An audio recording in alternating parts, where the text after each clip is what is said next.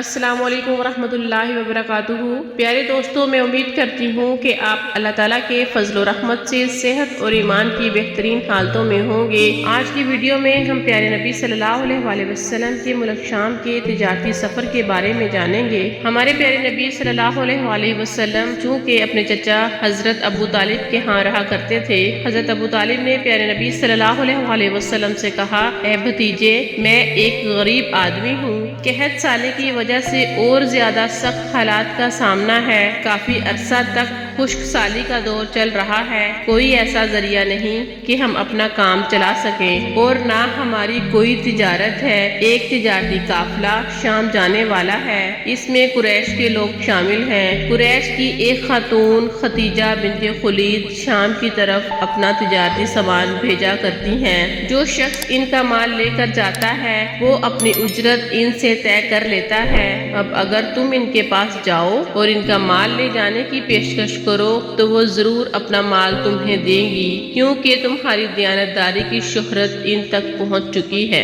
اگرچہ میں اس بات کو پسند نہیں کرتا کہ تم شام کے سفر پر جاؤ، یہودی تمہارے دشمن ہیں، لیکن حالات کی وجہ سے میں مجبور ہوں اور اس کے علاوہ میرے پاس کوئی چارہ بھی نہیں ہے۔ یہاں تک کہہ کر ابو طالب خاموش ہو گئے۔ تب آپ صلی اللہ علیہ وسلم نے فرمایا، چچا جان، ہو سکتا ہے وہ خاتون خود میرے پاس کسی کو بھیجیں۔ یہ بات آپ نے اس لیے کہی کہ سیدہ ختیجہ رضی اللہ تعالیٰ عنہا کو ایک با اعتماد آدمی کی ضرورت تھی، اور اس وقت مکہ میں آپ سے زیادہ شریف، پاک باز، ایمانت دار، سمجھدار اور قابل اعتماد آدمی کوئی نہیں تھا۔ ابو طالب اس وقت بہت پریشان تھے۔ آپ کی یہ بات سن کر انہوں نے کہا، اگر تم نہ گئے مجھے ڈر ہے وہ کسی اور کو تجارت کے لیے نہ بھیج دیں۔ یہ کہہ کر ابو طالب اٹھ گئے۔ ادھر آپ کو یقین سا تھا کہ سیدہ ختیجہ رضی اللہ تعالیٰ عنہا آپ کو ان کی طرف کسی کو بھیجیں گی، اور ہوا بھی ایسے ہی۔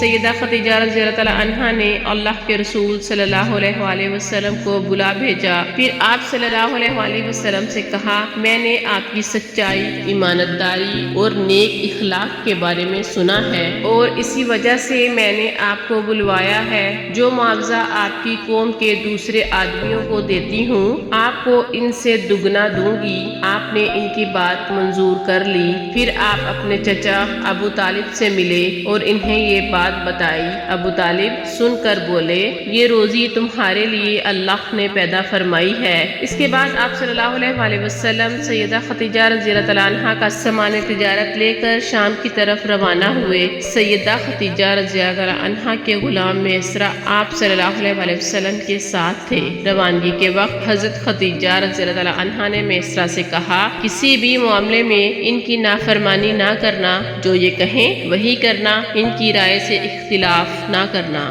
آپ صلی اللہ علیہ وسلم کے سب چچاؤں نے قافلے والوں سے آپ کی خبر گیری رکھنے کی درخواست کی، یعنی آپ صلی اللہ علیہ وسلم کی حفاظت کرنے کی درخواست کی۔ اس کی وجہ یہ بھی تھی کہ ذمہ داری کے لحاظ سے آپ صلی اللہ علیہ وسلم کا پہلا تجارتی سفر تھا، گویا آپ صلی اللہ علیہ وسلم اس کام میں بالکل نئے تھے۔ ادھر آپ صلی اللہ علیہ وسلم روانہ ہوئے، ادھر آپ صلی اللہ علیہ وسلم کا معجزہ شروع ہو گیا۔ ایک بدلی نے آپ صلی اللہ علیہ وسلم کے اوپر سایہ کر لیا۔ آپ صلی اللہ علیہ وسلم کے ساتھ ساتھ چلنے لگی۔ جب آپ صلی اللہ علیہ وسلم شام پہنچے تو بصرہ شہر کے بازار میں ایک درخت کے سائے میں اترے۔ یہ درخت ایک عیسائی راہب نستورہ کی خانقاہ کے سامنے تھا۔ اس راہب نے میسرہ کو دیکھا تو خانقاہ سے نکل آیا۔ اس وقت اس نے آپ صلی اللہ علیہ وسلم کو دیکھا۔ آپ صلی اللہ علیہ وسلم درخت کے نیچے ٹھہرے ہوئے تھے۔ اس نے میسرہ سے پوچھا، یہ شخص کون ہے جو اس درخت کے نیچے موجود ہے؟ میسرہ نے کہا، یہ ایک قریشی شخص ہے، حرم والوں میں سے ہے۔ یہ سن کر راہب نے کہا، اس درخت کے نیچے نبی کے سوا کوئی آدمی نہیں بیٹھا۔ مطلب یہ تھا کہ اس درخت کے نیچے آج تک کوئی شخص نہیں بیٹھا۔ اللہ تعالیٰ نے اس درخت کو ہمیشہ اس سے بچایا ہے کہ اس درخت کے نیچے نبی کے سوا کوئی دوسرا شخص بیٹھے۔ اس کے بعد اس نے میسرہ سے پوچھا، کیا ان کی آنکھوں میں سرخی ہے؟ میسرہ نے جواب دیا، ہاں بالکل ہے، اور یہ سرخی ان کی آنکھوں میں مستقل رہتی ہے۔ اب نستورہ نے کہا، یہ وہی ہیں؟ میسرہ نے حیران ہو کر آپ کی طرف دیکھا اور بولے کیا مطلب؟ یہ وہی ہیں؟ کون وہی؟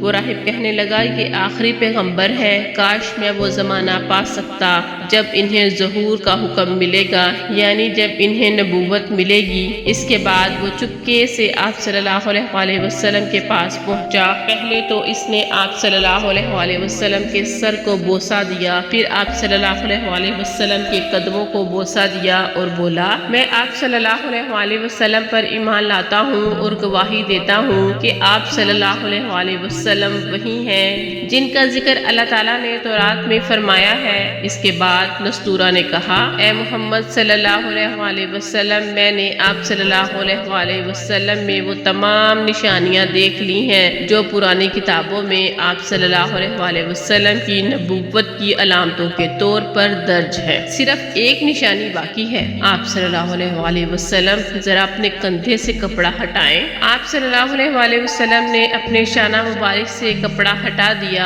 تب نستورہ نے وہاں مہر نبوت کو جگمگاتے دیکھا تو فوراً مہر نبوت کو چومنے کے لیے جھک گیا، پھر بولا میں گواہی دیتا ہوں کہ اللہ تعالیٰ کے سوا کوئی عبادت کے لائق نہیں، اور میں گواہی دیتا ہوں کہ آپ صلی اللہ علیہ وسلم اللہ تعالیٰ کے پیغمبر ہیں۔ آپ صلی اللہ علیہ وسلم کے بارے میں حضرت عیسیٰ ابن مریم رضی اللہ تعالیٰ عنہ نے خوشخبری دی تھی۔ حضرت عیسیٰ علیہ السلام نے فرمایا تھا کہ میرے بعد اس درخت کے نیچے کوئی نہیں بیٹھے گا سوائے ایک پیغمبر کے جو امی ہے، ہاشمی ہے، عربی ہے اور مکی ہوں گے، یعنی مکہ کے رہنے والے ہوں گے۔ قیامت میں حوض کوثر اور شفاعت والے ہوں گے۔ اس واقعے کے بعد آپ صلی اللہ علیہ وسلم بصرہ کے بازار تشریف لے گئے۔ وہاں آپ صلی اللہ علیہ وسلم نے مال فروخت کیا جو ساتھ لائے تھے اور کچھ چیزیں خریدی۔ اس خرید و فروخت کے دوران ایک شخص نے آپ صلی اللہ علیہ وسلم سے کچھ جھگڑا کیا اور بولا لات اور عزی کی قسم کھاؤ۔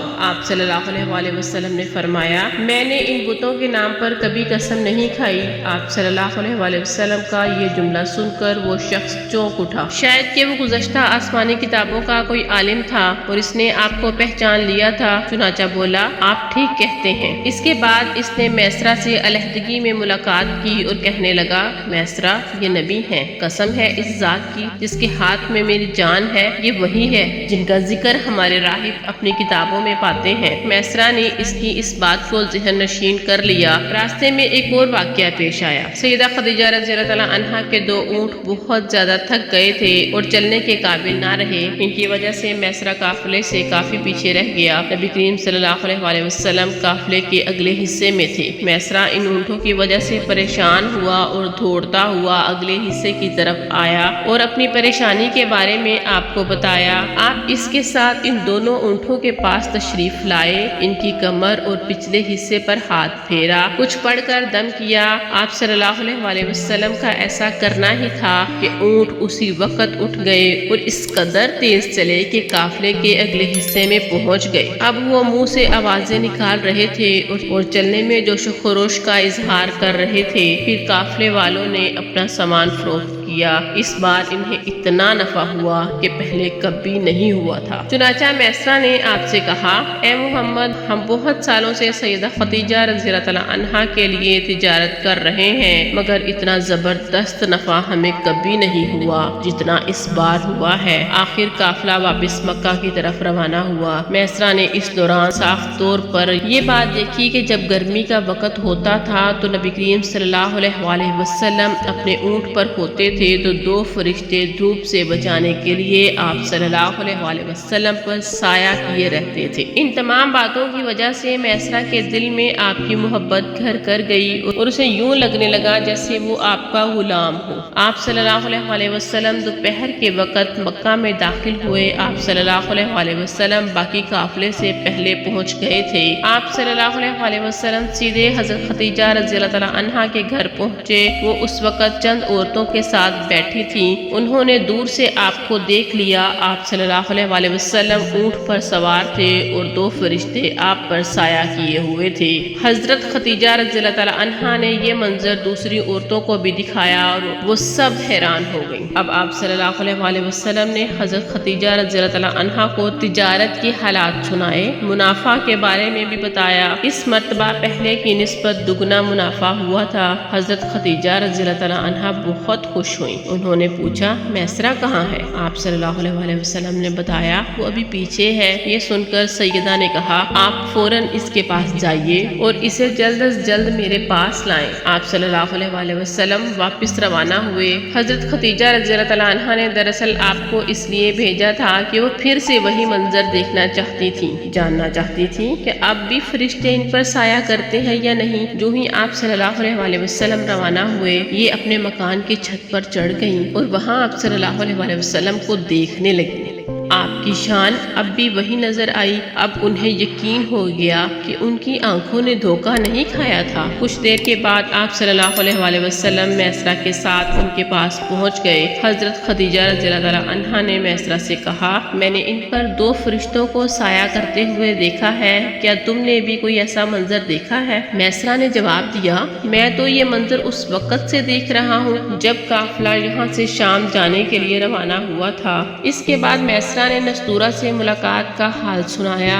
دوسرے آدمی نے جو کہا تھا وہ بھی بتایا، جس نے لات اور عزی کی قسم کھانے کے لیے کہا تھا۔ پھر اونٹوں والا واقعہ بتایا کہ تمام باتیں سننے کے بعد سیدہ خدیجہ رضی اللہ تعالی عنہا نے آپ کو طے شدہ اجرت سے دگنا دی، جبکہ طے شدہ اجرت پہلے سے دوسرے لوگوں کی نسبت دگنا تھی۔ یہ تھا پیارے نبی صلی اللہ علیہ وسلم کا ملک شام جانے کا واقعہ جو انہوں نے تجارت کی غرض سے کیا تھا۔ ویڈیو دیکھنے کے بعد چینل کو سبسکرائب کر لیجئے گا تاکہ ہر آئندہ نیو آنے والی ویڈیو کا نوٹیفیکیشن آپ کو ملتا رہے۔ السلام علیکم ورحمۃ اللہ وبرکاتہ۔